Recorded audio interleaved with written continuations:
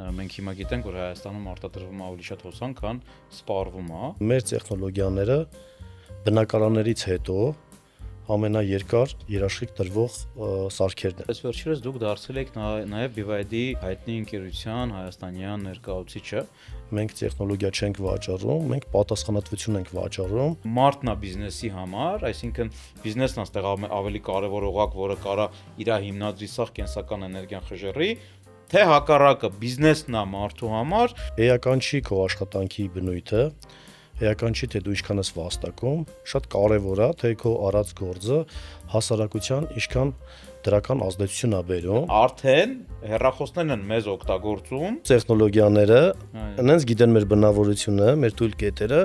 որ շատ դժվար է իրանցից բաժանվել։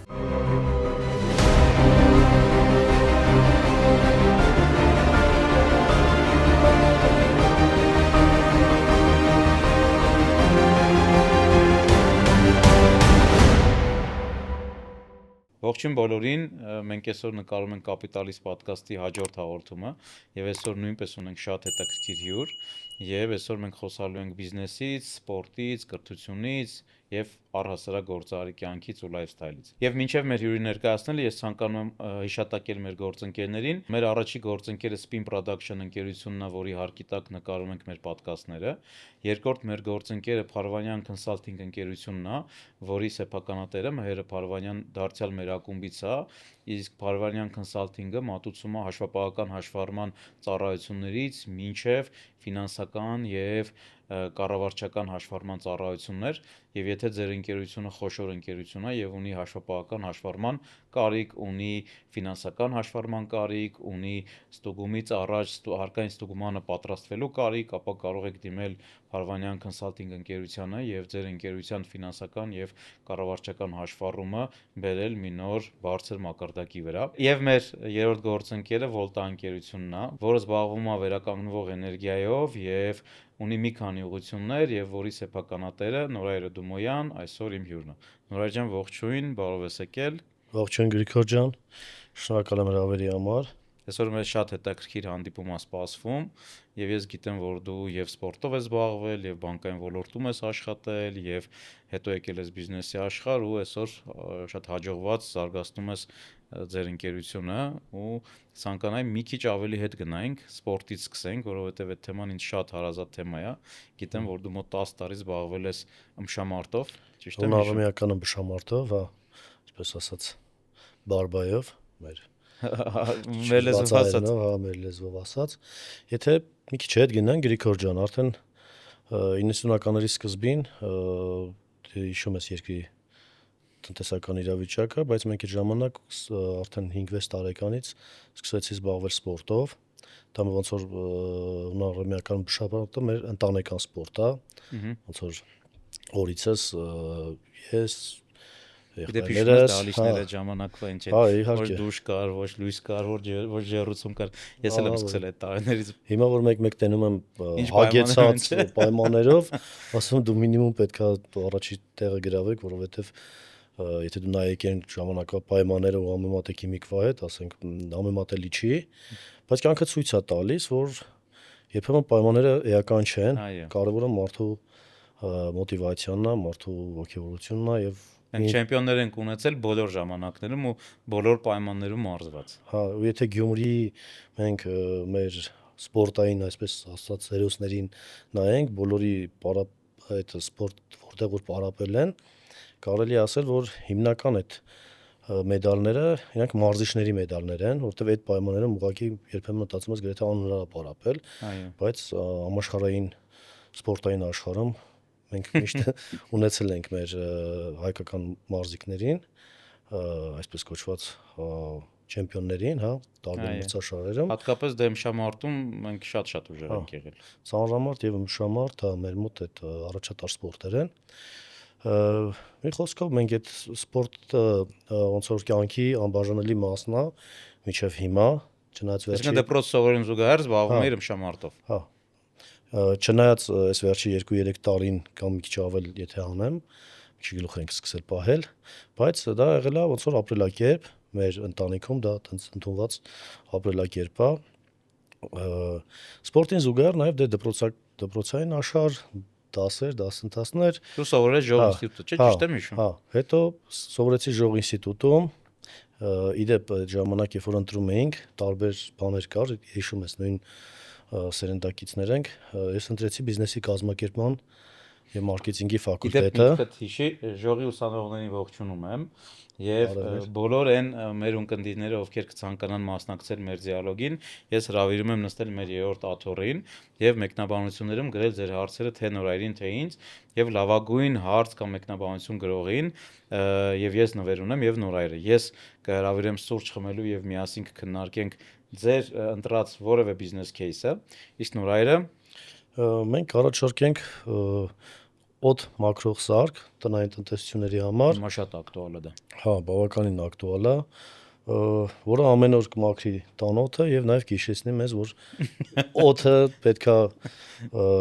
ուշադրություն դարձնենք մեր շրջակա միջավայրին եւ որից բխում է նաեւ մեր բիզնես գործունեությունը։ Մեր առողջություն, հա, ձեր բիզնեսը նաև կապ ունի դրա հետ։ Հա, մենք հպանցիկ sense ոնց որ ժողից, այսպես ասած մեր բանով, հետո կրթությունը շարունակեցի արդեն կառավարման ակադեմիայում հանրային կառավարման բլոկում, այնուհետև դե սովորական հայկական երիտասարդի հարիր կյանք, ծառայությունից հետո առաջի քայլերը աշխատանք գտնելու, հետո աշխատելու, հետո հմտություններ ձեռք բերելու։ Բանկային ոլորտ, չէ՞։ Հա, առաջինը Իդեպ ժողի ուսանողների երևի մոտ 80%-ը մեր կուրսից մենակ 30 հոգի ենք, 30-ից 20-ը գնաց բանկային ոլորտ։ հա, այն ժամանակ, երբ որ մենք արդեն ավարտել էինք, շատ ակտուալ էր նաև բանկային ոլորտում աշխատելը, եւ ես հիմա էլ եմ կարծում, որ Հայաստանում, եթե մենք առանձնացնենք 3 լավ ոլորտներ, կայացած ոլորտները, ես առաջինը հենց կասեմ բանկային ոլորտը, որտեղ ես ուրախ եմ, որ ստացա իմ առաջին, այսպես կոչված, նաև կրթությունը եւ փորձը։ Ես վարկային կազմակերպություններում եմ աշխատել, մի քանի երկու վարկային կազմակերպությունում եմ աշխատել, վարկային մասնագետ, հետո մասնաճյուղի կառավարիչ, հետո մի հետաքրքիր դեպք տեղ ունեցավ, մենք մեր վերլուծություն ենք իրականացնում մեր տրված վարկերի արդյունավետության գնահատման եւ մենք եկանք վերլուծության արդյունքում նրան, որ տրված վարկերը եւ նամանավանդ սպառողական վարկերը էֆեկտիվ չի օգտագործվում եւ այդ շրջանում երևի դա զուգադիպություն էր կամ այդպես էլ պետքա լիներ, կենտրոնական բանկը սկսեց նոր արշավ սպառողների գրագիտության բարձրացման թեմայով եւ ես ոնց որ դուրս եկա աշխատանքից, գնահատելով որ իմ աշխատանքը բավարար ազդեցություն, դրական ազդեցություն չի տալիս տնտեսության, իմ շրջապատի մեջ եւ ոնց որ կամավոր ընդունվեցինք արդեն կենտրոնական բանկում սպառողների շահերի պաշտպանության բաժնում եւ այդ պրոյեկտների շրջանակներում սկսեցինք մասսայական ֆինանսական գրագիտության դասընթացներ իրականացնել։ Սպառողները սպառողական վարկ չվերցնեն, գնան ավտո չառնեն։ Հա, մենք հարսանիք չանեն, չէ՞։ Հա, դա հիմա որոշակի առումով բարձրացվել է այդ գրագիտությունը, բայց եթե հետ գնանք 8, 9 կամ 10 տարի առաջ, մեզ նույնիսկ չէին հարցնում քանի տոկոսով է, ել չասեմ ինչա փաստացի կամ արդյունավետ տոկոսադրույքը, ուղղակի ասում են գումար է պետք ու վերջ։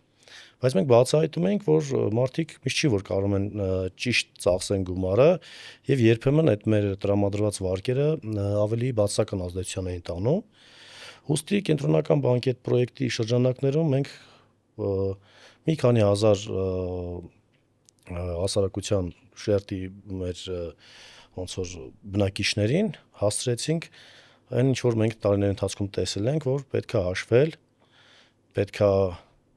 տարբերակել ինչն է կարևոր, առաջնայինը երկրորդայինից, ինչը կարելի է անել վարկային միջոցներով եւ ինչը ոչ։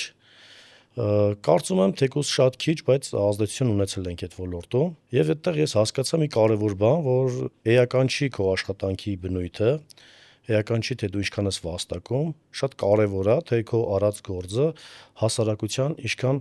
դրական ազդեցություն է բերում, որից դու կարաս իրականում մոտիվացվես, քո ներքին մոտիվացիան, էներգիան չի մարում։ Շատ կարևոր միտք է, մենք սա անոնսի մեջ կդնենք իդեպ։ Հա, շատ կարևոր է սա։ Որովհետև այդ վերջի ամիսներին արդեն ուղակի զրո մոտիվացիա իմ կյանքում երբ այդ մի քանի ամիսն է եղել, ես իրականում շատ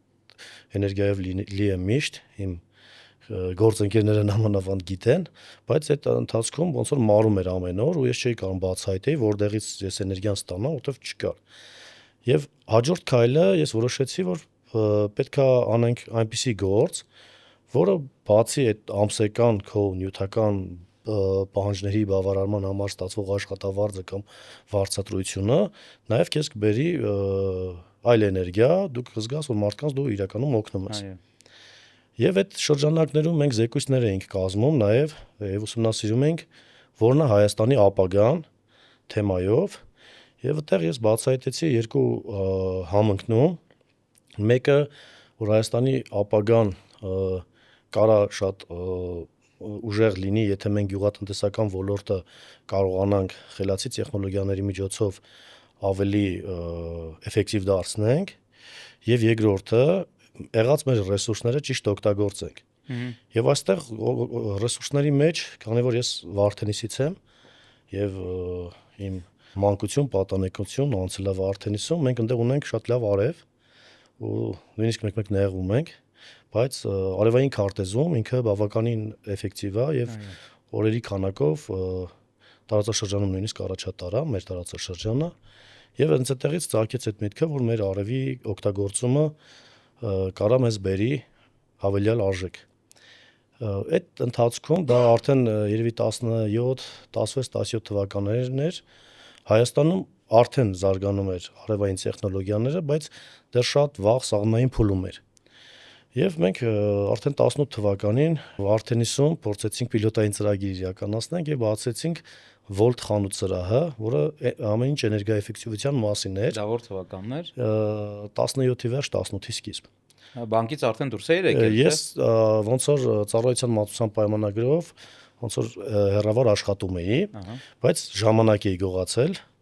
որը կարող էի արդեն օգտագործել իմ անձնական նպատակների իրականացման համար, որը հատուկ էի տենց իրականացնել, որտեվ երբ որ դու ֆոկուս ես լինում մի աշխատանքում,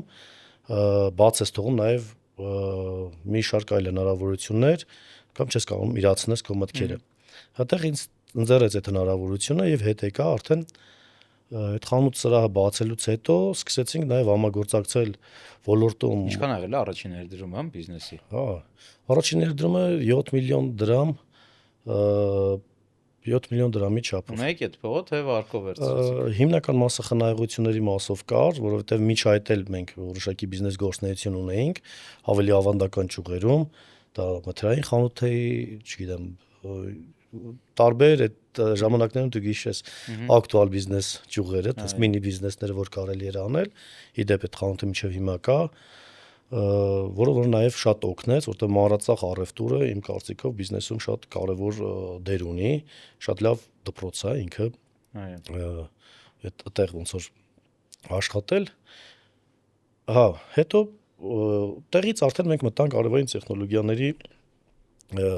ոլորտ, աշխարհ, այսպես ասած, եւ մենք ես իմ մասով արդեն հասկացա, որ սա այն ոլորտն է, որտեղ հնարավոր է ստեղծել բարիք, որը կարող ես դու կիսել բոլորի հետ եւ այդ շրջափուլում որևէ մի ոլորտ, որևէ մի կառույց կամ մարդ չի վնասում, այլ ընդհակառակը բոլոր կողմերը օգտվում են։ Այո։ Հաճախորդ, գործարար, մեր գործընկերները արտասահմանյան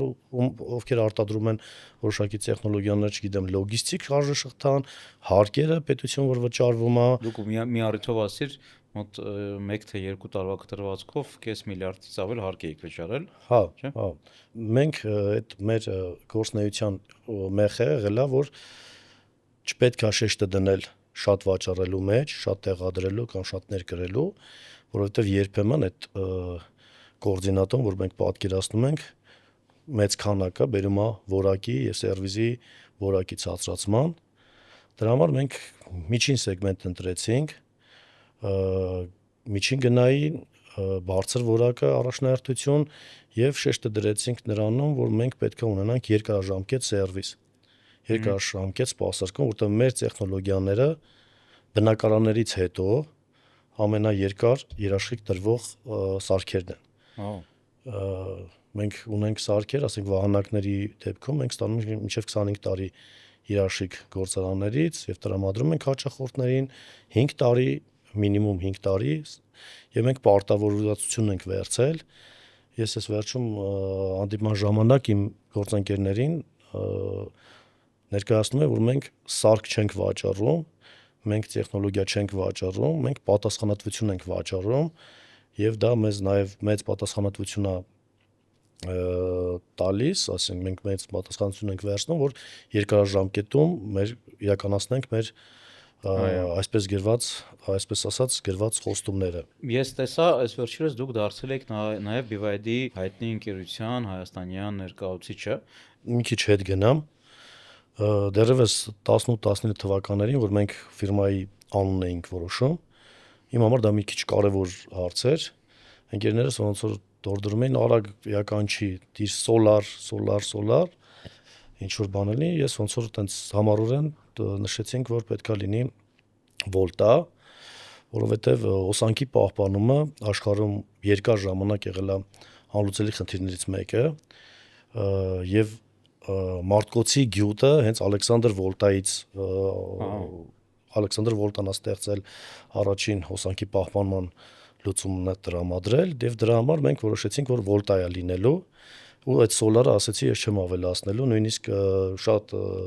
քննադատություններ լսեցինք, որ կարդում ենք, չենք հասկանում, որ ինքը արևային է, ես միշտ նշում եմ, որ մենք արևային ընկերություն չենք,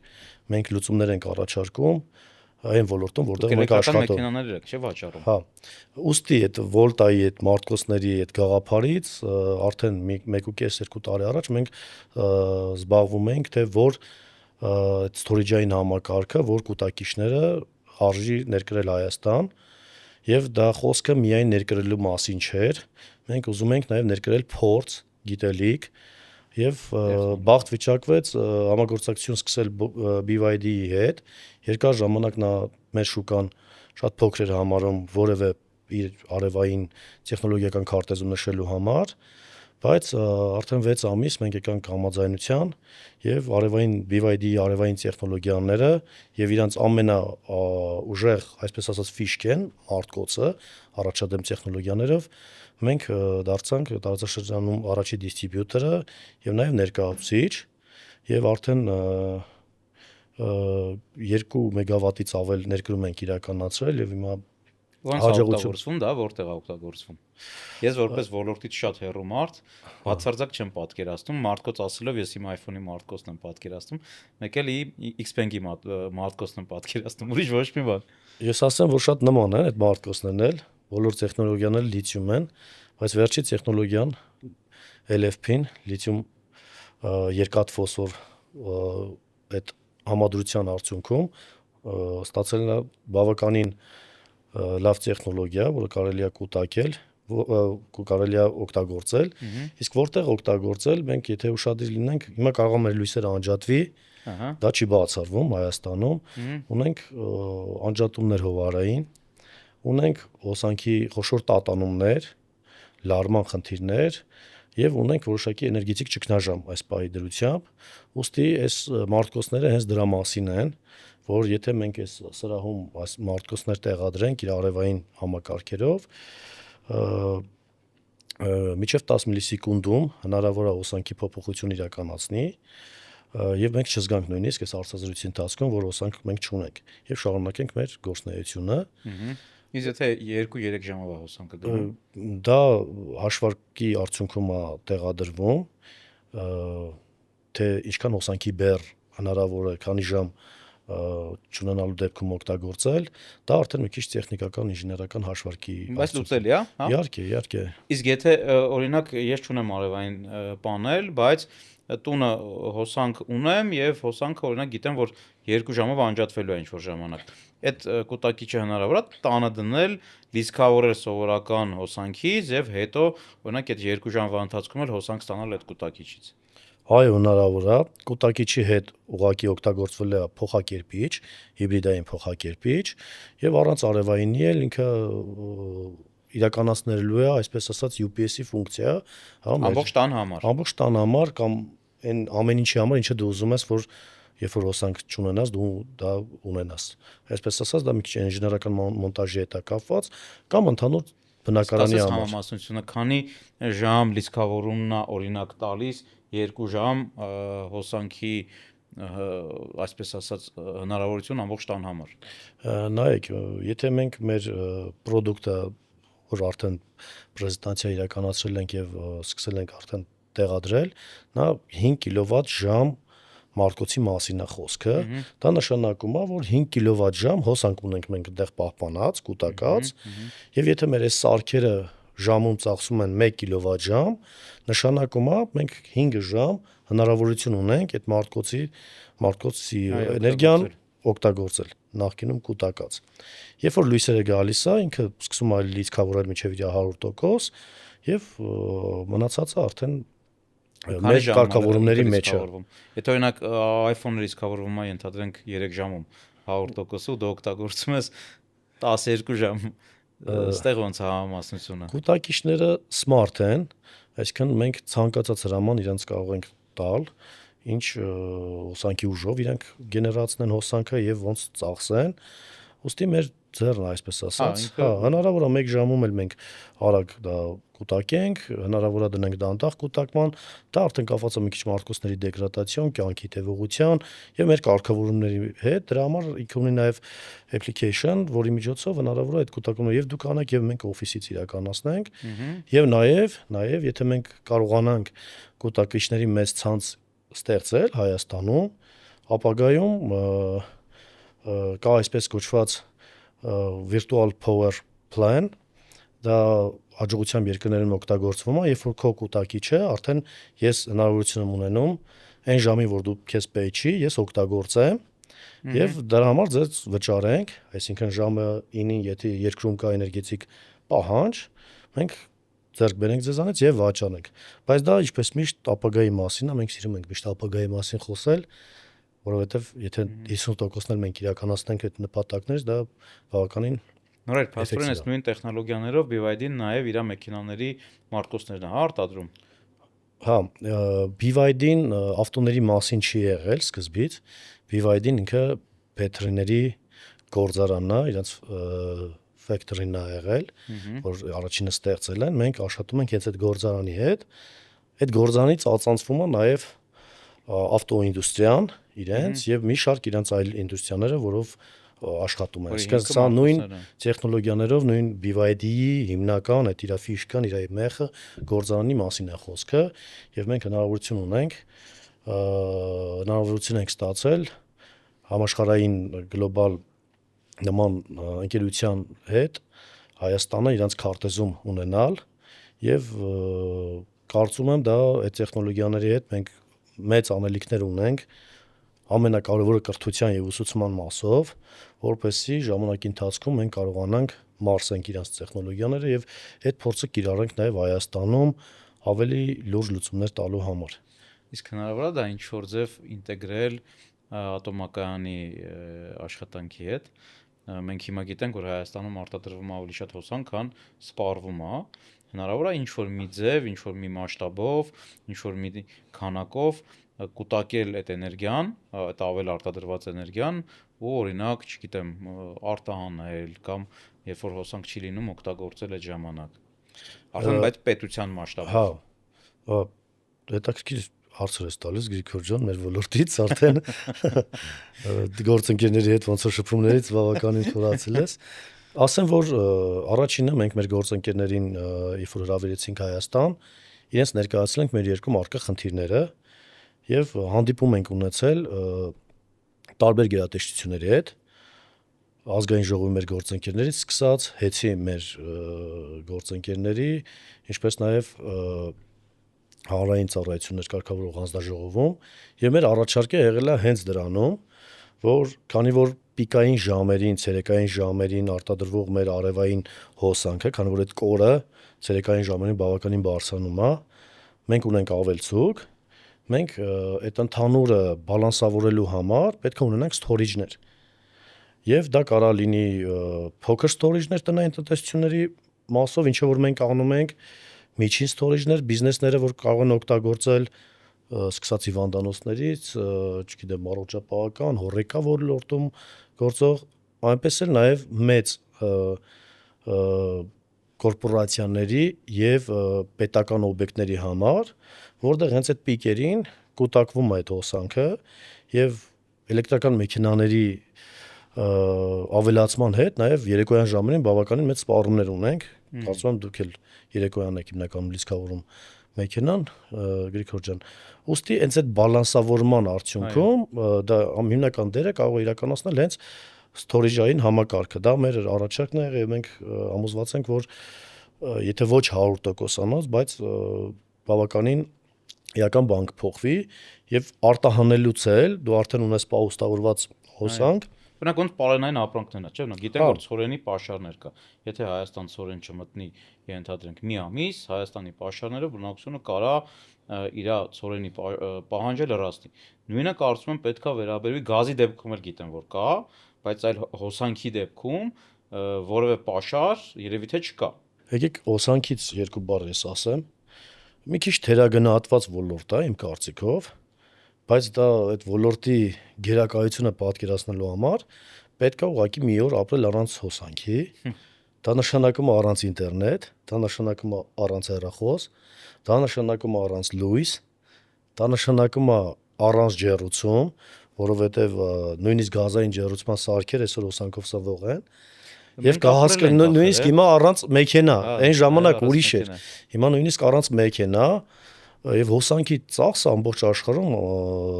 մեծ պրոգրեսիայով աճում է։ Եվ իր կարևորությունը իմ համար իմ կարծիքով բավականին ինքը պետքա ուշադրություն դարձնել երկրի համար, ինքը ռազմավարական շատ կարևոր նշանակություն ունեցող բան է եւ հոսանքի պահուստ չունենալը ժամանակակից աշխարհում կարծում եմ անթույլատրելի է։ Դե բայց տեխնոլոգիա է պետք որ պահուստ լինի, էլի։ Դե տեխնոլոգիաներն էլ չկային, նենց չի որ լավ տեխնոլոգիաներ կային, հոսանքի պահպանումը գլոբալ խնդիրներից մեկն էր, բայց հիմա լուծված է այդ խնդիրը։ Մենք վարում ենք այդ հոսանքի պահպանման հաշվին, այսպես ասած, եւ աշխարհում էլ ինքը օր-օրի դառնում է այս ռազմավարական բառը մի քիչ այդտեղ շատ ծանված է, ինքը գրեթե զենք է, ասենց ասեմ, երբ որ դուք տիրապետում ես հոսանքի էներգիայի եւ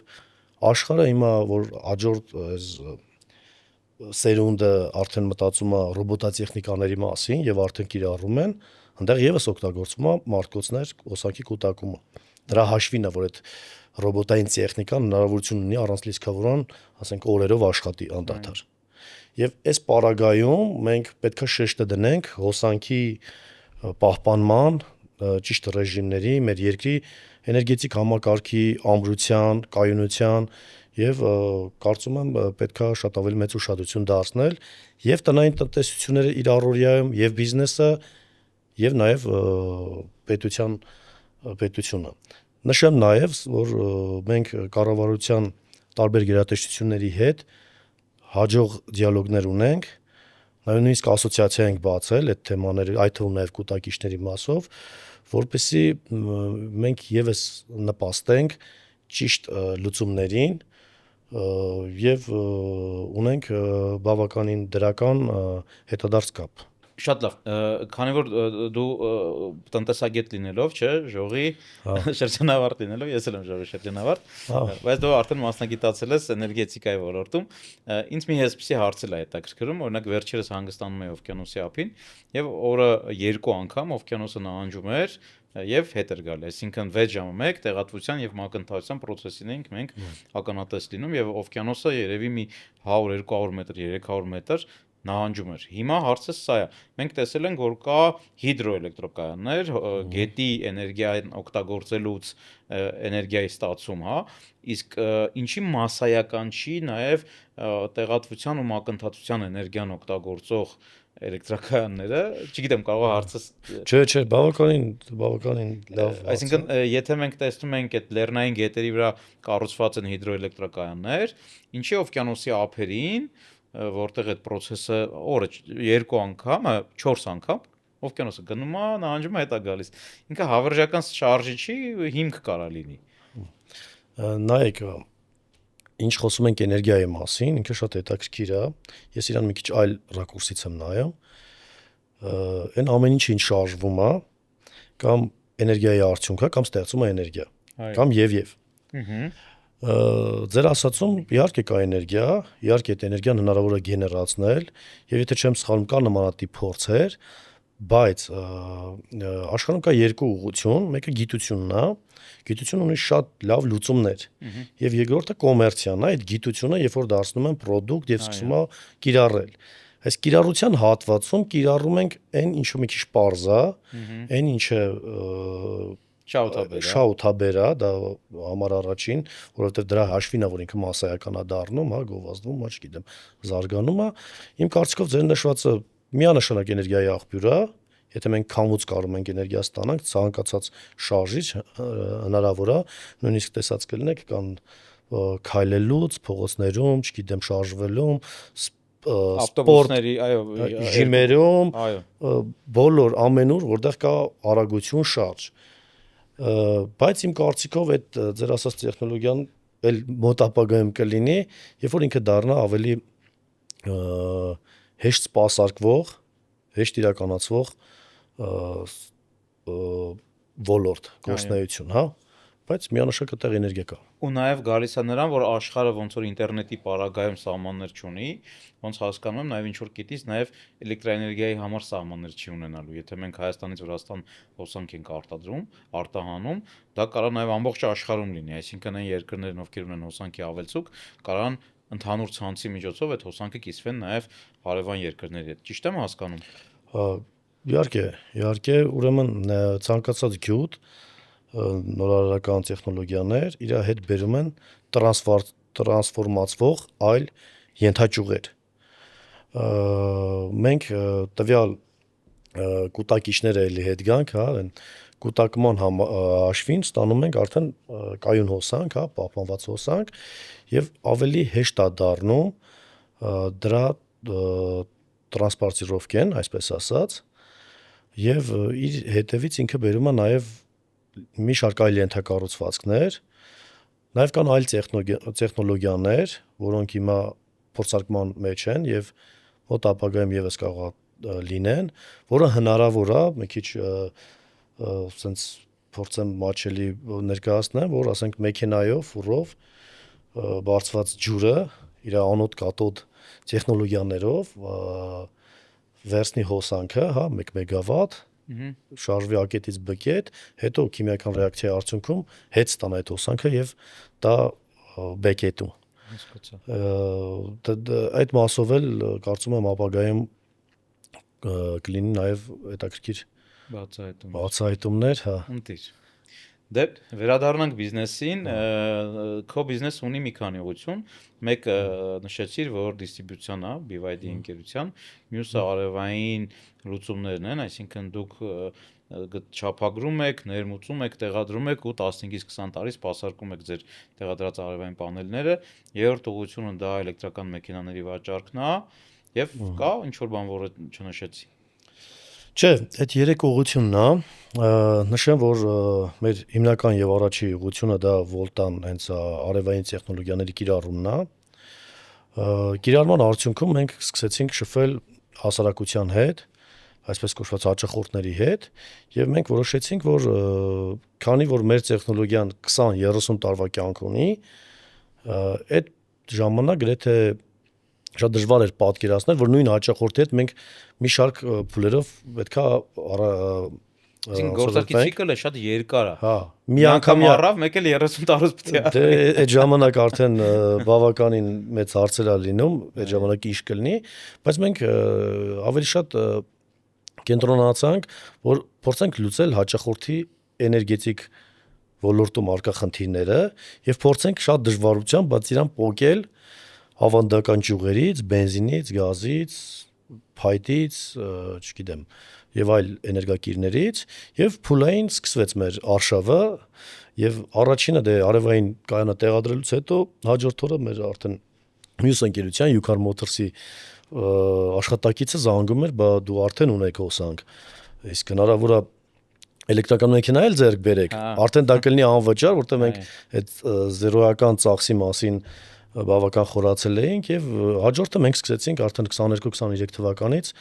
ներկայացնել նաեւ էլեկտրական մեքենաներ, նշան որ այդ ժամանակ էլ ոնց որ շատ նոր էր շուկան եւ դից մեր մոտ ձևավորվեց նաեւ փորձ ինչպես նոր ապրանքը ներմուծել հայկական շուկա եւ հոգեբանական խառնվածքով սկսեցինք ճանաչել մեր հայերին եւ նշեմ որ մենք տարբերվում ենք մյուս բոլոր ազգերից նրանով որ մենք բավականին խելացի ենք կարդում ենք եւ շատ արագ ենք ինտեգրում նոր տեխնոլոգիաները եթե մենք համեմատենք ասենք Վրաստանի հետ անհամեմատելի է հենց արևային ցիկլից հետո սկսվեց էլեկտրական մեքենաների ձեռքբերումը եւ շատ արագ արդեն կարիք չկա ասելու ինչ է էլեկտրական մեքենան բայց 3 տարի առաջ անվերջ կարելի էր խոսել ու հարցեր էր առաջանում ինչա եւ մենք այսպես ասած մարսեցինք այդ եւս այդ տեխնոլոգիան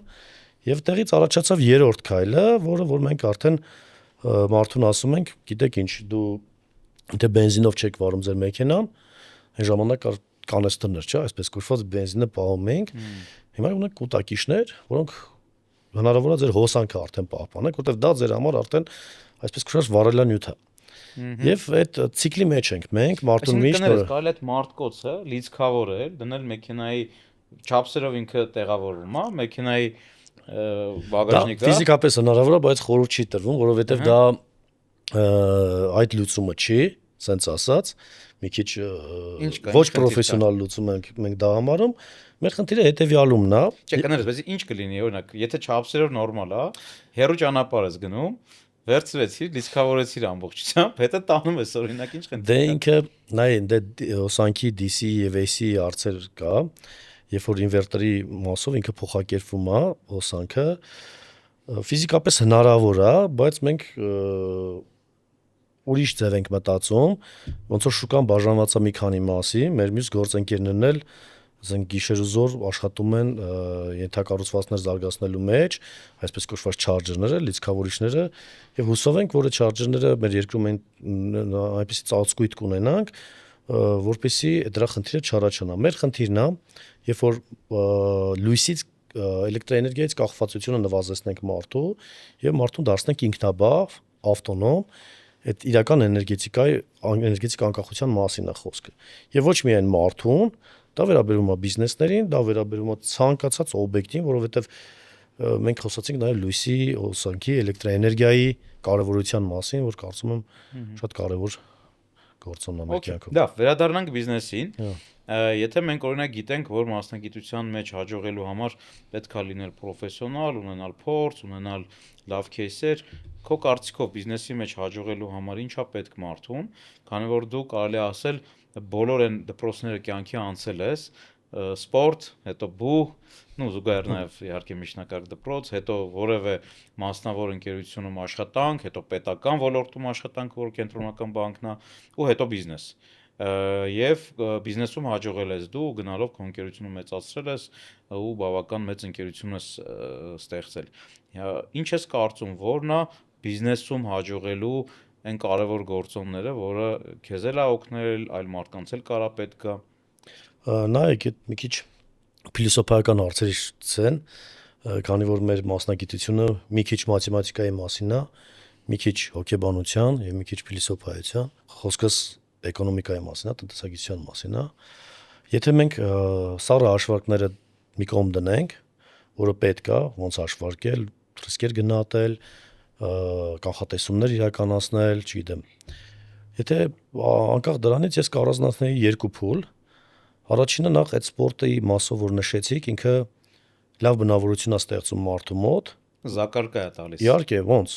Երբ որ դու պարապում ես սպորտում, որ հաջորդ տարի մայիսին Հայաստանի առաջնությունն է, այդ 1 օրվա կամ 2 օրվա համար դու մի ամբողջ տարի հնարավորություն ունես պայքարելու, բիզնեսում էլ է գրեթե նույնը, դու պտուղները մի անգամից չես տեսնում, եւ դու պետքա ուղղակի պայքարես, մինչեւ դու հասնում ես այդ արդյունքների, եւ հենց այդ արդյունքի հասնելու հաջորդ օրը կմոտ ձևավորվում է այլ արդյունք։ Հա, չգիտեք ինչ, ես Հայաստանի չեմպիոն եմ, всё, իհարկե այդպես չի, որտեվ կա տարբեր մրցաշարեր, միջև օլիմպիադա,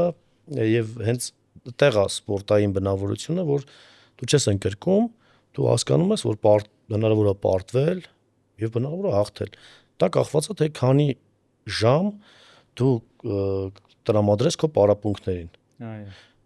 կարող ունենաս գենետիկական լավ հատկություններ, բայց եթե դու չպարապեցիր, չես ունենա հաջողություն, չէ։ Նույն բիզնեսում էլ է տենց շատ խելացի, շատ մտավոր ուժեղ ունակություններ ունեցող մարդիկ կան, բայց բավարար չի դա հաջողության հասնելու, քանի որ պետքա նաև ֆոկուս, պետքա անընդհատ աշխատանք ու պետքա լիքը սխալվել։ Իդեպ մտ հետ գնա մեր գրասենյակում այդ sense բան կա, ով չի սխալվում։ Ու բավականին մեկ-մեկ էս վերջում թվերը բավականին մեծ էր սխալների, արդեն պետք էր մի քիչ սահմանափակել, բայց մենք էլի չգնացինք այդ քայլին, որովհետև մեծ բաները, հաջողությունները նաև այդ սխալների արդյունք կամ հետևանք են։ Այդ դեպքում կարաս ինչ-որ սխալ ասես բիզնեսում, որը ամենամեծն է եղել կամ մեծերից մեկն է եղել։ Իմ կարծիքով բիզնեսում, եթե ես առանձնացնեմ, այդպես չեմ ասի սխալ, ցանկացած փորձ դա հետաքրքրություն է, դա փորձարկում է, ոնց որ ասենք դու կոլբայում քիմիկա գյուտեր անում, հա, նույն process-ն է, բայց շատ կարևոր է ուշադիր լինել գործընկերներին եւ աշխատակիցներին։ Գործընկեր ընտրելուն, հա, ճիշտ Գործընկեր ընտրելուն եւ ես համարում եմ նույնիսկ աշխատակիցը, ով որ վարձու աշխատում է, իրան էլ եմ գործընկեր համարում, այդ ժամանակահատվածում ինքը քո հետ կիսում է եւ ռիսկերը եւ մյուսը ես բոլորին գործընկեր եմ վերաբերվում, չգիտեմ, քանի օքյա թիմը ձեր։ Մեր թիմը ընդհանուր 3 ոնց որ կազմակերպությունները ընդհանուր ներգրաված են մոտավոր 70 գործընկեր աշխատակից, այսպես էլի չառանձնացնեմ աշխատակից, եւ տարբեր ոլորտներում, հա, էլեկտրական մոնտաժից, դե պայմանագրային աշխատողներից եւ նաեւ ոչ հիմնական աշխատողներ, բայց հիմնական ընդգրկվածության մեջ ենք։ Հետ գամ այդ դա առաջի ֆակտորն էր, դա այդ սպորտից եկած այդ բնավորությունն է, դրա համար իմ տղաս էլ էլի ըմբշամարտով է զբաղվում, ու իմ համար ամենամեծը պարտանալու առիթը դա է։ Քանի տարեկան է։ 10 տարեկան է, բայց դպրոցում կհասցնի սովորել, բայց այդ տարիքում մարզանքները, դաստիարակչական այդ պարապմունքները դա չի հասցնի հետ-հետ, հա, մենք էլ երևի մեկ-մեկ ուզում ենք հետ-հետանք, չէ, մեր պարապմունքների։ Ինչի օրինակ դու չես պարապում, ես պարապում եմ, շաբաթը 5-6 օր պարապում եմ։ Ուղղակի ես որ ասեմ պարապումը չեն հավատա, որովհետև ինտենսիվ չի այդ պարապմունքները, որովհետև պարապմունքը ինքը դիսցիպլինայի մասին է, ես հիմա դիսցիպլինա չունեմ, ինձ ազատություն եմ տվել, կարող դրա համար ես համոնում եմ չեմ պարապում, շաբաթը 1 անգամով 2 ժամ առանց որոշակի ռեժիմի, դա պարապմունք չի։ Պարապմունք է, որ գրաֆիկը, ասենք, սառնարանին խփած է, քո ամեն ինչով դու սպորտային կյանքում ես արդեն։ Ես նույնիսկ երբ որ ճամփորդում եմ, ես նայում եմ այդ երկրում, որ լինի Muay Thai դպրոց, նախապես գրանցվում եմ, օրինակ 10 օր եմ մնում Դուբայում, ես 10 օր Դուբայում հաճախում եմ Muay Thai մարզումների։ Ճամփորդում եմ որևէ երկիր, առաջին հերթին նայում եմ, որ լինի Muay Thai խմբակ, որտեղ ես կգնամ կմարզեմ, այսինքն իմ համար ինքը տենց շատ կարևոր է։ Ընտիր, որովհետև ես կարծում եմ, որ միջև մեր կյանքի վերջ մենք դա պետքա պահենք, դա սպորտը ինքը կյանք է։ Երկրորդ թևը հաջողության հասնելը, ես չեմ կարծում, որ մենք հասել ենք մեր հաջողությանը, որտեղ մենք իրականում շատ մեծ պահանջ ունենք մեզանից, մեր թիմը բավականին հեռու է դեռ այն հաջողության կետը, որին պետք է հասնենք։ Երկրորդը դա հավատն է, ես կառանձնացնեմ, որ մենք պետքա նաև հասկանանք, որ ամեն ինչ չի մարդուց կախված, իրավիճակներ, արտաքին գործոններ, ներքին գործոններ, որոնք քեզ կարան բերեն մի կետ, կարան հեռացնեն այդ կետից, եւ դա քո շնորհից, քո լիազորությունից եւ քո ազդեցությունից դուրս կետեր են։ Եվ մեծ հաշվով պետքա նաև հավատքով ապրել եւ կյանքում, եւ նաև բիզնեսում, որովհետեւ եթե դու խնդիր ես դրել լուծել մեկ այլ մարդկանց խնդիրներ, ինձ թվում է քեզ նաև օգնում է մի անտեսանելի ձեռք, հա, Ադամ Սմիթի է, չէ, անտեսանելի։ Չէ, անի մի քիչ անտեսանելի առաջարկ բան շուկայի կանոնների մասին էր։ Մերը ավելի շատ սենց փորձեմ ասեմ, որ մենք երբ որ խնդիրներ ենք ունենում, ասում ենք դե աստծո կամքով թող դա լինի այնպես ոնց որ պետքա լինի, մեծ խնդիրների մասին են։ Ես կարծում եմ դա հավատքը եւս շատ կարեւոր է եւ կյանքում եւ ամենուր, ամենտեղ, այդ թվում բիզնեսում։ Եվ ինձ թվում է բիզնեսմենները շատ ավելի շատ են մոտ հավատքին, եթե այդ առևտրի գործոնը այդ անենք, որովհետև ռիսկերի մեջ մարդը շատ է հույսը դնում Աստծո վրա։ Եթե մեծ ռիսկեր են քո շրջապատում, քեզ ոչ մեկ չի կարող օգնի, այդ ռիսկերի մեջ դու ապավինում ես քեզ եւ Աստծուն դա էլ պետքա չանտեսել այդ ֆակտորները եւ դրա համար պետքա նաեւ փորձել բիզնեսը նենց անել, որ ինքը նաեւ հաճելի լինի մարդկանց։ Չլինի միայն փողի մասին, չլինի միայն շահույթի մասին, այդ 4 բանը ես մի քիչ չեմ ընդունում, չնայած բիզնես աշխարհում ես, դու ամեն օր առնչվում ես դրա հետ եւ չես էլ կարող հեռու լինես դրանից։ Առանց դրա էլ չես կարող։ Բայց ամեն դեպքում կան ոլորտներ, որոնք ասենք 4 բիզնեսի եւ բարեգործության մեջ են, հա, սոցիալական բիզնեսներ կարելի է հենց դրանով զբաղվել, հենց դրանով ենք սիրում մեր բիզնեսը, մեր կամպանիան եւ մեր գործընկերները, որ մենք փորձում ենք այդ կանաչ տեխնոլոգիաների միջոցով աշխարհը մի քիչ ավելի լավը դարձնենք, ասես մի քիչ։ Right. Էսի փիլիսոփայականից եկանք էլի։ Իսկ մի sense հարց քեզ, ինչ ես կարծում բիզնեսն է մարդու համար, թե մարդն է բիզնեսի համար։ Հարցս մի փոքր բացեմ, կան բիզնեսներ, հատկապես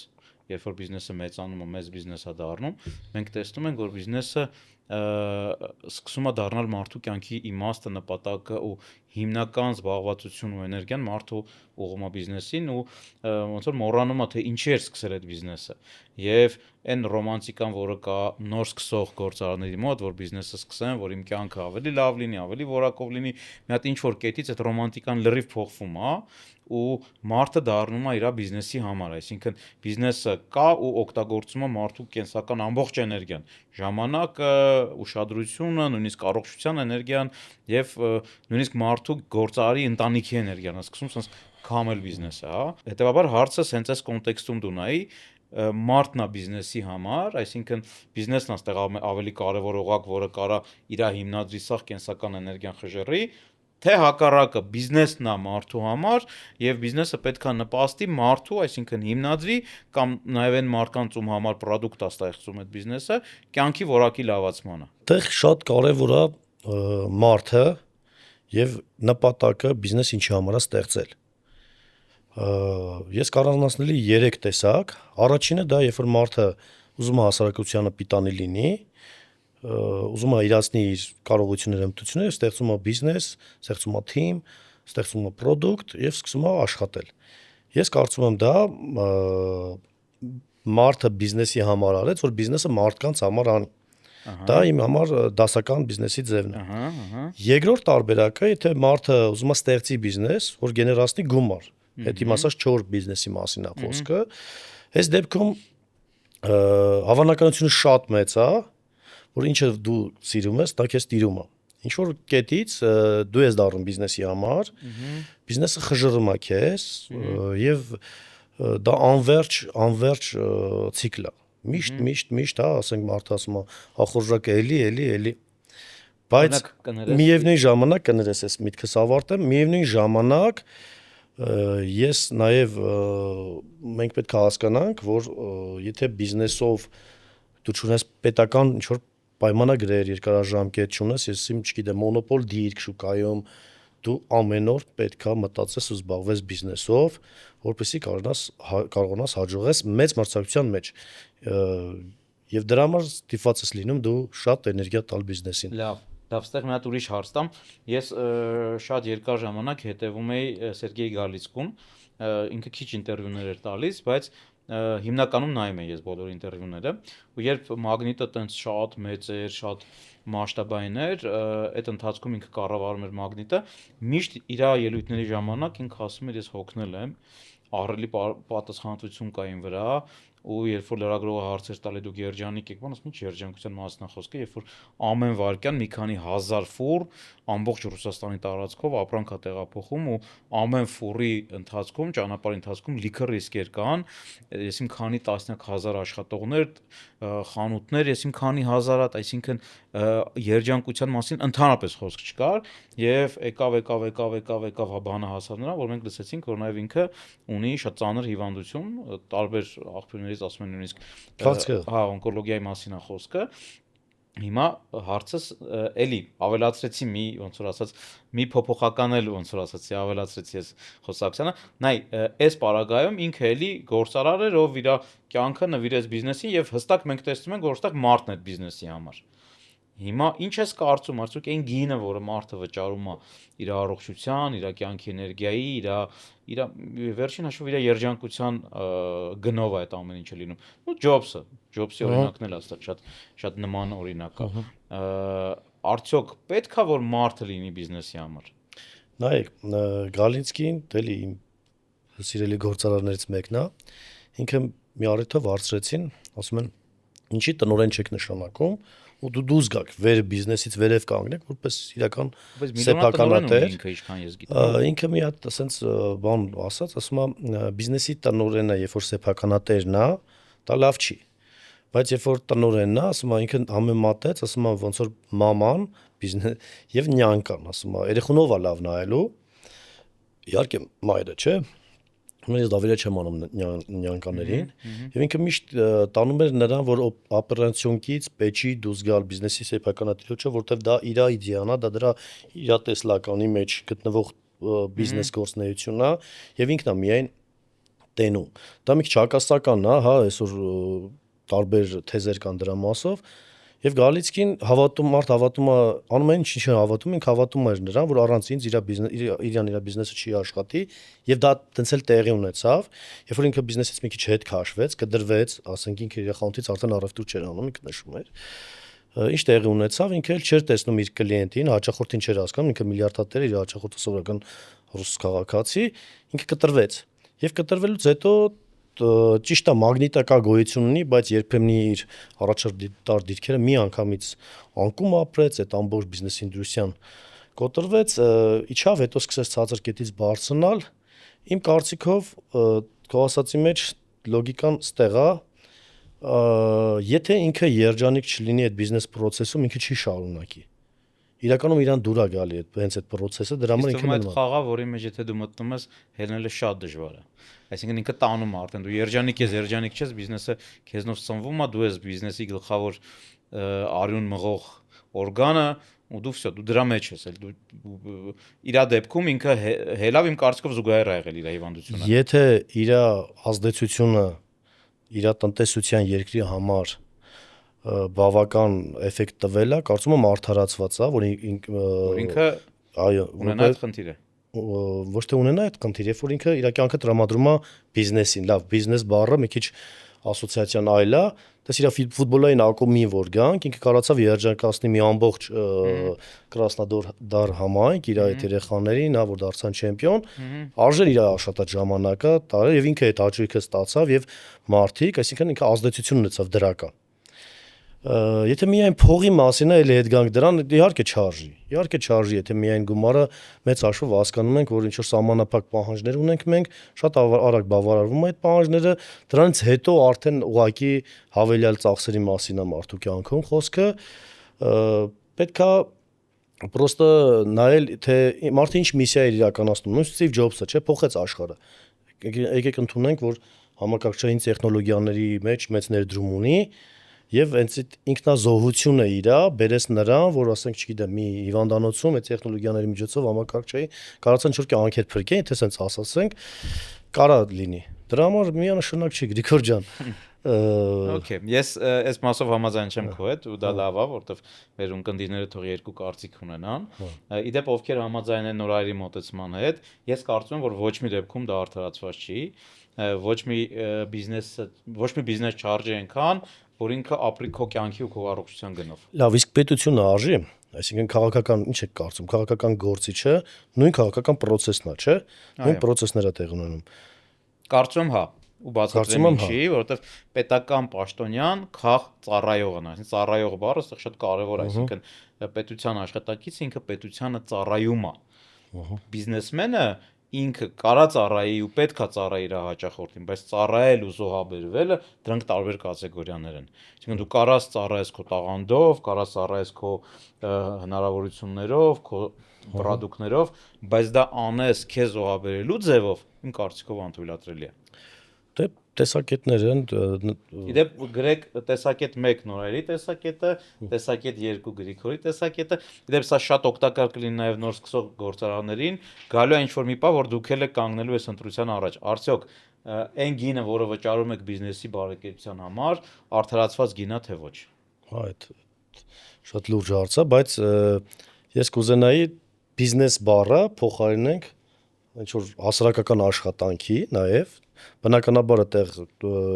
շահույթ կա նշանակում է բիզնեսը։ Այս վերջում մենք Ուզբեկստանում էինք, մեր ակումբների ալյանսի հավաքին էինք եւ մի հատ խոսնակ էր եկել, ով երկար տարիներ աշխատել էր խոշոր բանկերում, ռուսական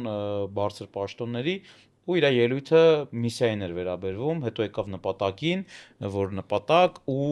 մի հատ թեզ ասեց, որ նպատակի համար մենք պետքա ոնց որ նվիրենք մեզ ամբողջությամբ։ Ու ես ձեր բարձրացրեցի, ասի մի րոպե, հարցը սրա մասին է, իրականում նպատակն է մեր համար, թե մենք ենք նպատակի համար,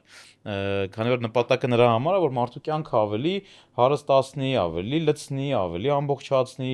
բայց ըստ այդ թեզի ինչ որ մի կետում աննկատ փոխվում է այդ բանը, հա, տեղերը, պատճառն ու հետևանքը փոխվում են ու մարդը դառնում է իր նպատակի նպատակին զոհաբերվող, այո, մի մարդ գերի, ով կուրորեն գնում է այդ նպատակը։ Եվ ինչ հետաքրքիր մի բան կա, եթե նպատակը, օրինակ ոնց դու ասացիր, չէ՞, մենք մրցման օր ունեինք, մի տարի մարզվում էինք, բայց մեր այդ մի տարվա կյանքը չենք կորցնում մենք վայելում էինք մեր կյանքի ամեն օրը։ Ես հիշում եմ, մենք պարապմունքից դուրս էինք գալի մեր ընկերներով մատնաքաշ էինք առնում, մի հատ թան, այն ժամանակ դրանից լավ բան չենք այդ թանը խմում էինք, ցած այդ մատնաքաշն ձեռով փողոցում կիսում էինք, ուտելով գալիս էինք, ու ես վայելում էի։ Ու ես չէի մտածում, որ այս օրը իմ ավելի պակաս կարևոր օր է, քան մրցումների օրը։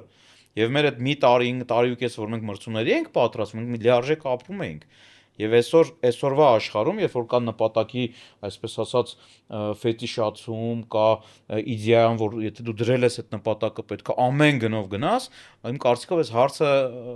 տեղին հարց է։ Այդ նայեք, այսօր մենք կարդացած մեր գրքերը, հա, պատանեկության տարիների, մեր ստացած ինֆորմացիան այլ է, հիմիկվա ինֆորմացիան, որ նայում ես, ամբողջ համացանցը, սոցիալական ցանցերը լցված է։ Փող աշխատիր, չգիտեմ, նպատակ դիր եւ այլ ինչ որ բաներ, բայց մարդը կորում է։ Այդտեղ ես վախենում եմ, նույնիսկ երեխեքի հետ եմ խոսում, ասում եմ, ամեն ինչ չի, որ դրա մեջ է։ Պետք չի նպատակի գերի լինել, իհարկե։ Միշտ չի որ նպատակները իրականացնում են կամ հասանելի են, հա, ինչքան մարդը ամբիցիաներ ունի, այնքան մեծ նպատակներ է դնում, այնքան անհասանելի է։ Ինչքան պետք չի զոհաբերել կյանքը քո ասածով։ Նպատակի գերի լինել պետք չի, բայց պետքա ապրել իմաստալից եւ հետաքրքիր։ Դրա հակառակն էլ շատ դաժան էլի, աննպատակ մարդ։ Բալանս է պետք, այսինքն որը որ չի ուզում, չի տենում, դրա համար պետքա միջակայքը պահել, նպատակին չհասնելուց չուսահատվել, հասնելուց շատ չոգևորվել, այդ հենց այն էլի հետ գանք սպորտը, որ առաջի կարգեր, հա, մեկը դառնում, հաջորդ օրը ասենք ինքը արդեն սպորտ զալում ինքը բավականին մեծ դիրք էր զբաղեցնում, բայց հաջորդ մրցումները ինքը կրվում էր, որովհետև ինքը գերագնահատեց իր ուժերը։ Պետք է միջին բալանսում մնալ, իհարկե, կյանքը պետք է նաև ամեն մարդ մի ձևով է հասկանում կյանքը։ Իմ կարծիքով կյանքը դա ընտանիքի, ընկերության եւ գործի եռանկյունու մեջ է, ճիշտ բալանսավորման մեջ է։ Ճիշտ է դա էլ չափի զգացումն էլ ամենադժվար բաներից մեկն է, այդ բալանսը ճիշտ պահել, միշտ մի անկյունը նեղանում է եւ նեղվում է, այդ բալանսի մեջ է կարծում եմ։ Հա գործը այդ 3 կետում է, հա, առաջին ընտանիք, երկրորդը արդեն գործ, որտեվ գործում էլ դու ունես ընկերներ եւ առանձին ընկերություն, որը քո կենսագրությունն է, քո ամեն ինչն է, կարծում եմ հենց այդ բալանսում պետք է դու գտնես քեզ։ Համաձայն եմ։ Մեր ոդկասթներում մի հատ խոսք ակամա դարձել այս ոդկասթների, չասեմ կարգախոսը, բայց ասեմ այն կարմիր թելը, որի շուրջ բոլոր խոսակցությունները գնում է, դա հետեւյալն է, որ դու հարուստ ես այն ժամանակ, երբ ունես փողից ավելի թանկ բան, եւ եթե մենք նայում ենք, որ նպատակին գնալուց մենք փող ենք աշխատում, հասնում ենք ինչ որ մի բանի, հա, ոնց որ ասած, պարգևի կյանքի կողմից, այդ ընթացքում պետքա մեր երջանկությունը եւ այն ինչ փողից ավելի թանկ է, փողի համար չծախսենք։ Բնականաբար, Գրիգոր ջան, իզուր չի որ եւ մենք ենք ընկերություն անում եւ քո հիմնադրած ընկերությունում կամ համայնքում շատ միատեսակ մարդիկ են, որոնք որ բոլորս մի կետրով իրար նման ենք ու շատ արագ ընկերություն ենք անում։ Դե իհարկե տենց է, ինչքան դու կախվածություն ունենաս, вообще ես ասեմ բիզնեսը նաև գալիս է մարդու ազատատենչությունից, ազատությունից, Ահա, եւ մարդը ազատությունը դա արժեք է եւ դա սիրում է։ այո, Իսկ եթե դու կախվածություն ունես գումարից, դու արդեն ազատ չես։ այո, Այսինքն անիմաստ է զբաղվես մի բանով, որով քեզ տանում է դեպի բանտ, գաղութացում։ Իհարկե, պետք է սովորել եւ դա բնավորություն դարձնես երբեմն դա կարող այլ կերպ լինի։ Ես օր է լինում կարող 0 դրամով ապրեմ, հա, ասենք մոռանամ այդպես բնավորությունն եմ գումարը տունը վերցնեմ, դե մի քարտերը կա, բայց ամեն դեպքում եթե դու կարողանաս կյանքիդ որակը այնքան չբարձրացնես, որ դու կախվածությունը քո ամեն օրը գումարից լինի, քո ավելի բալանսավորած ավելի հանգիստ կապրես, բայց եթե դու նյութականա դասեցիր, սկսեցիր թանկ ապրել, հա, այսպես կոչված, չէ, ես էս բարձրակարգ հյուրանոցում պետքա մնամ, ես բարձրակարգ եւ այլ, իհարկե դու կախվածությունը բավական մեծացնում ես գումարից, փողից եւ չես կարող իրակապանքներից ազատվես։ Դրա համար, եթե դու ազատության մեջ ես, իհարկե, չպետք է գումարից կախվածություն ունենաս։ Այդ թվում նաև պարտքերից, որը շատ կարևոր է ազատության սահմանափակ։ կրեդիտորական թե դեբիտորական։ Այ, առանց մեկը մյուսին չի լինում։ Ես մի հատ բնավորություն ունեմ, չեմ սիրում կրեդիտորական վերցնել, չեմ սիրում դեբիտորական տալ, հա, ճիշտ ասեցի։ Չէ, դեբիտորական չվերցնել, կրեդիտորական հա, վերցնել։ երկու դեպքում էլ, որովհետև կորստի մասին է խոսքը, դա կլինի ընկերներ, դա կլինի բարեկամներ, դրա համար ազատությունը պետք է գնահատել ու ամեն ինչ անել այդ լոգիկայի մեջ, էլի, որ ասենք չգերեվարվես դու մարմոնիայի ուժերի կողմից։ Շատ լավ։ Իմ նախավերջի հարցը քեզ այսօրվա վերաբերվում է քո բիզնեսին, ուր է գնում քո բիզնեսը, որովհետև այսօր ոնց հասկանում եմ դուք գտնվում եք տեխնոլոգիական այդ առաջընթացի սկզբում, այսինքն մենք այլ ոլորտի ներկայացուցիչներ ես, նայում ենք ձեզ ու հասկանում ենք, սա եղավ, այսինքն կան բիզնեսներ, որոնք գործում են հենց տեխնոլոգիական առաջընթացի այդ արչևից գնացող նավն է դա, հա, այդ լիդակոլն է, այդ սառցահատն է։ Ինչ ոնց ես տեսնում քո ընկերության եւ հետեւաբար նաեւ արևային տեխնոլոգիաների կարճաժամկետ ու երկարաժամկետ ապագան։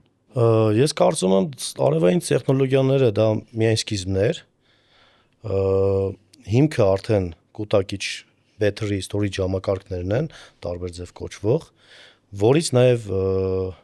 տրանսֆորմացվելու է նաեւ այլ տեխնիկաներ, որոնք երկար ժամանակվա այդ խնդիրը, հա, որ մենք մարտկոցներով հոսանքի պահպանումը դժվար էր, հիմա կարող ենք բավականին երկար ժամանակ պահել եւ դրա հետ բերելու է սարքեր, սարքավորումներ, որոնք որ համադրվելով, այսօր մի քիչ ակտուալ բան ասեմ, AI-ով եւ որոշակի այդ hard-ի եւ soft-ի միացության արդյունքում մենք ականատեսնելու ենք լինելու մեր սերունդը 90-ականից ցենց հետ են գալու ու մենք երևի արդեն այս 10-յակի վերջի տարիներում 29-30 թվականին մենք արդեն կտեսնենք ինչպես են տեխնոլոգիաները մարդու համար, թե մարդը տեխնոլոգիաների համար հարցի ենք գալու առաջ լինելու է միշտ։ Հա։ Ու այդտեղ մենք արդեն պետքա ավելի խելացել մարդու համար դեռ։ Ես արդեն չասեմ վախենում եմ, բայց նայեք, երբ որ երկրաչափական պրոգրեսիայից բարձր ավելի արագ աճող ոլորտ կա, որ AI-ն է, եւ այդ արագության մեջ մենք չգիտենք ուր է գնում, այդտեղ մենք սուրպրիզներ ենք ունենալու եւ դրա համար մենք պետքա մեր էներգիայից սկսած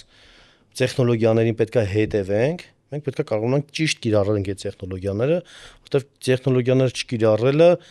5-ից 7 տարի հետո դառնում է բավականին մեծ խնդիր, բավականին անպաշտպանություն է բերելու մարդկանց, ովքեր տեխնոլոգիաները չեն կարող կիրառել։ Նորայր, այստեղ բայց շատ լուրջ բան կա, այսպես ասած ծուղակ կա։ Դու չես կարող տեխնոլոգիա չօգտագործես, բայց տեխնոլոգիա օգտագործելով ինչ որ կետում աննկատ անցնում է օգտագործման ղեկը քո ձեռից տեխնոլոգիաներին ու տեխնոլոգիաներն են սկսում քեզ օգտագործել։ Նույն սոցիալական ցանցերի ազդեցությունը 10 տարի առաջ մենք սոցիալական ցանցերով հեշտ վաճառք էինք անում, աուդիտորիաներ էինք հավաքում, շատ ավելի հեշտ էր։ Այն օրը ես ինձ բռնում եմ այն մտքի վրա, որ ընդամենը 10 տարվա ընթացքում սոցիալական ցանցերը սկսել են օգտագործել մեր ուշադրությունը, ժամանակը, օրը 7-8 ժամ մեր հեռախոսի միայն էկրանի ժամանակն է, այսինքն մենակ այդքան մենք էկրանը միացրած նայում ենք այդ էկրանին։ Նստում ես օրինակ, չգիտեմ, Եվրոպայում ինչ որ մի հատ տրանսպորտ գնացքով օրինակ մի քաղաքից մյուս քաղաք ես գնում, բոլորը հեռախոսների մեջ։ Գնում ես ինչ-որ մի հատ գեղեցիկ տեղ, բոլորը հեռախոսների մեջ, բայց հակառակ կողմից, այսինքն կամերան պահած ինչ-որ բան է նկարում, իրանք այդ իրականությանը նայում են հեռախոսի, այսպես ասած, բանով, հա, հեռախոսի միջով, անընդհատ, այսինքն արդեն հեռախոսներն են մեզ օգտագործում ու անցել է այդ պահը։ Նույնը լինելու է տեխնոլոգիաների հետ, ինչ որ կետում տեխնոլոգիաները օգտագործելով իրանք սկսելու են մեզ ավելի շատ օգտագործել։ Ճիշտ ես Գրիգոր ջան, բայց մի հատ բան ասեմ, եթե մենք էլի սերնդային, հա, միջին սերունդ ենք, մենք մեծացել ենք առանց այդ տեխնոլոգիաների, դեռևս հնարավոր է առանց դրա մենք լուծումներ գտնենք։ Բայց մի պատկերացրա նոր սերնդին, որ հենց դրանով է մեծացել ու առանց դրա իրականում բավականին բարդ խնդիր է լինելու հաջորդ սերունդների համար։ Իմ կարծիքով պետքա կամքի ուժի վրա մտածել, երբ որ մենք պետքա կարողանանք give up անել, ասենք ցանկացած բան պետքա կարողանանք հրաժարվել եւ դա պետքա զարգացնենք մեր մեջ, որովհետեւ կամքի ուժը դառնում է նոր կարևոր մեզ այնց են կարդում տեխնոլոգիաները, այնց գիտեն մեր բնավորությունը, մեր թույլ կետերը, որ շատ դժվար է իրանցից բաժանվել։ Դա դառնում է նոր հիվանդություն, հա, ինչ մոլություն ասեմ, սմարթֆոնա մոլություն, հա, հա, տեխնոլոգիա մոլություն է դա, իմ կարծիքով դա էթալով, որտեվ իրանք էլ են ավելի սմարթ դառնում եւ շատ ավելի մեծ են ազդելու մեր վրա։ Ճիշտ է։ Շատ լավ։ Դե վերջին հարցը, ցանկացած գործարարի կայացած մարդու կյանքում կան մարդիկ, ովքեր մեծ դեր են ունեցել եւ ում տարիների ճանապարհի այսպես ասած դիտակետից կարողաս դու պատտվես ու շնորհակալություն ասես։ Իհարկե մեր ծնողները շատ մեծ դեր են ունեցել եւ առաջին հերթին իրանք են հենց արժանի շնորհակալության, իսկ իրանցից բացի ել ովքեր կան քո կյանքում, ովքեր քո կայացման, ձևավորման, հաջողության մեջ մեծ դեր են ունեցել ու դու կցանկանայիր եթերից իրանց շնորհակալություն ասեիր։ Հետաքրքիր բան էր։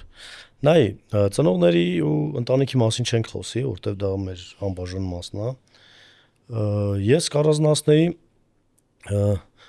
նայեք, բիզնեսը մենք խոսեցինք ինչի մասին, հա, մենք անձի բնավորությունից, բայց եկեք համաձայնենք, որ բիզնեսը կամ պետությունը կամ ցանկացած համայնք կառույց դա թիմի արդյունք է։ Միշտ դա անձով է ներկայացվում, հա, բայց դա ինչ չի, իրականում թիմն է, որոնք նույնիսկ գրեթե մեզանից շատ կարող աշխատեն եւ երբեմն ավելի ոգևորված, բայց երբեմն աննկատ է մնում այդ ամեն ինչը։ Ես կառանձնացնեի եթե բիզնեսից ենք խոսում, մեր թիմի մասին, որը որ անհատական անուններով դժվար կլինի ասել, մի քիչ շատ է, բայց դեռ այն վաղ փուլից միշտ քո ճիշտ ժամանակին քո կյանքում հայտնվում է ճիշտ մարդ, որ քեզ ճիշտ մոտիվացնում է եւ երբեմն ուզում է սխալես ճիշտ օգնում է, դա ոնց որ տենց է ստացվում։ Ու այդ մարդիկ են քեզ օգնում ճիշտ ուղու վրա լինել։ Իհարկե մենակով չի ոչ մի բան, իհարկե ամբողջ թիմով է, ես մեր ընկեր գործընկերներից, հա, ինչպես նշեցի, իրանց մասով կուզենամ շնորհակալ լինել։ Ընկերության թիմ, ձեր շնորհակալությունը փոխանցող։ Նախքին եւ ներկա, որովհետեւ ոսնությունը միշտ լինում է, դա անկախ մեր կամքից, բայց պետքա նոր եկողը կարողանա նախորդի տեղը լրացնել, դա էլ կարեւոր է։ Շատ շնորհակալ եմ, իդեպ դու միանգամից երկու հարցի պատասխանեցիր նոր, որը շատ հետաքրքիր է։ Երկրորդ հարցն էլ նա էր, ինչ արժեքներ կան քո կյանքում, որը որ բիզնեսում դու պահում ես, եւ ես շնորհակալությամբ ես արդեն նաեւ տեսա, թե քո համար ինչքան կարեւոր է եւ քո թիմը, եւ քո անցյալում քո աշխատակիցները եւ իհարկե բոլոր այն մարդիկ, ովքեր մեծ դեր են ունեցել քո կյանքում։ Շնորհակալ եմ Գրիգոր ջան, իրականում բավական երկար խոսեցինք, աննկատ անցավ ժամանակը, շատ հետաքրքիր հարցազրույց էր։ Չասեմ, շարունակելի 2 տարի հետո մեր խոսածածի մասին փորձենք հետ գանք։ Ապրես, նոր չեն։ Դե, սիրելի ընկերներ, ոնց Նորայրը նշեց, մի շնչով անցավ մեր այսօրվա հանդիպումը, ուղղեք ձեր հարցերը եւ Նորայրին եւ ինձ, ինքներդ էլ ձեր մեջ տվեք այդ հարցը, արդյոք դուք եք ձեր բիզնեսի համար, թե ձեր բիզնեսն է ձեր համար, կամ դուք եք ձեր նպատակին ծառայում, թե ձեր նպատակն է ձեզ ծառայում, եւ մեր ոդկասթի մեկնաբանություններում գրեք ձեր մոտեցումները։ Դե, Նորայր ջան, մինչ հանդիպում, մինչ նոր առիթներ, կարծում եմ հələ կլինեն առիթներ, մենք իրար հետ կշփվենք ու կարծում կլինեն առիթներ, մենք իրար հետ կհանդիպենք ու կշփվենք։ Հարգանքներս։